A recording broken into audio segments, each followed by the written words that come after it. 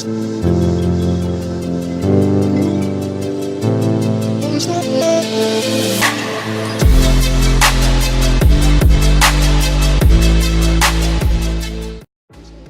years now, HTC has been the underdog player that you just want to root for, and that's been aided by its excellent phones like the U11.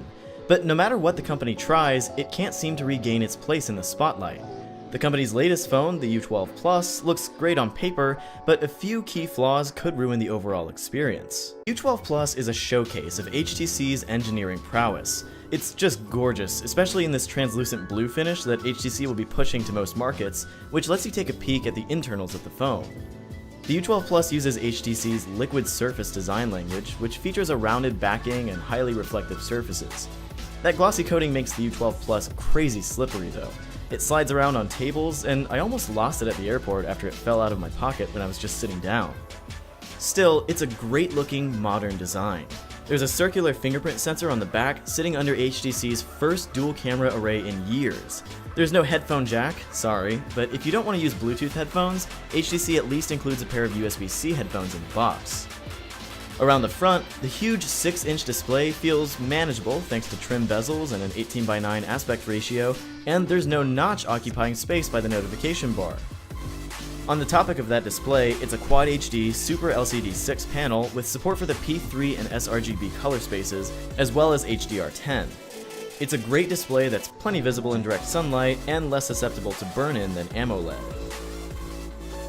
The U12 Plus is no slouch internally either, with a Snapdragon 845 processor and 6GB of RAM.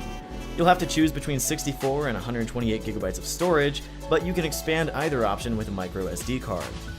There's also a sizable 3500 mAh battery inside, which I found plenty good for my use. Don't expect Mate 10 Pro or Key 1 level battery life here, but I easily managed 4 to 5 hours of screen on time in my testing. So here's the big downside of the phone though, at least on the units that my colleague Alex and I tested. The power and volume buttons along the right hand side of the U12 Plus aren't actually buttons at all. HTC calls them digital buttons, and they don't move when you press them. They're more like the Force Touch trackpad on a MacBook, where they sense when you press down on them and the phone vibrates to emulate a click. When I first tried them out, I thought the digital buttons were a neat idea, but in reality, they're wildly inconsistent. The volume up button on my unit takes a lot of pressure to register, while the power button is so touchy that the phone has actually restarted a few times in my hand and pocket, thinking I was holding it down. Making matters worse, you can't adjust the sensitivity in the settings. It really makes the U12 Plus frustrating to operate as a whole, and I just can't see this being better than real buttons for, well, anybody. We also need to talk about EdgeSense 2. If you've used an HTC U11 or a Pixel 2, you're probably familiar with HTC's EdgeSense tech. Just squeeze the sides of your phone to launch any number of shortcuts, from talking to Google Assistant or Amazon Alexa, to launching your camera, pulling down the notification shade, and so on. That's all gotten a bit of an overhaul with the U12 Plus. You can further customize your shortcuts now, and the U12 Plus can even detect a double tap for an added shortcut. That's all great in theory, but again, HTC underdelivered.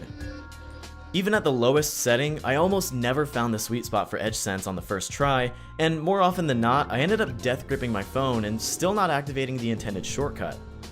Other times, the EdgeSense graphic would show up on my screen when I'm just holding the phone like normal, and the double tap, while really nice when it works, only works about half the time.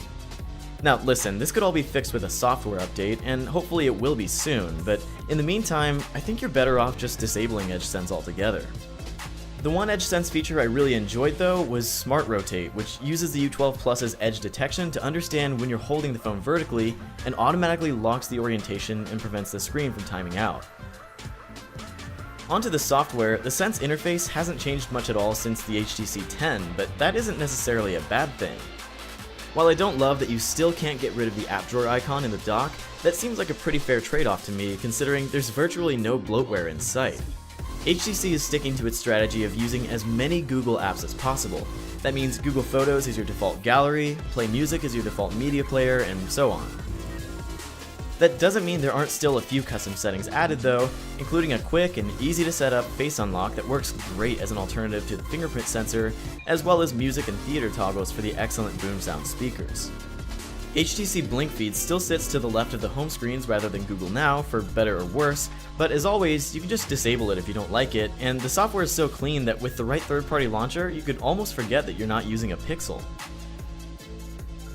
Now look, I know I've been pretty down on the U12 Plus so far, but here's where it gets better. In fact, this is where it gets really great. The cameras. HTC is using a stabilized 12 megapixel f1.75 primary sensor this time around, with a 16 megapixel f2.6 telephoto lens for backup. This lets you go wide or get up close to your subject without having to move between shots, and boy those shots. Just take a look at some of these.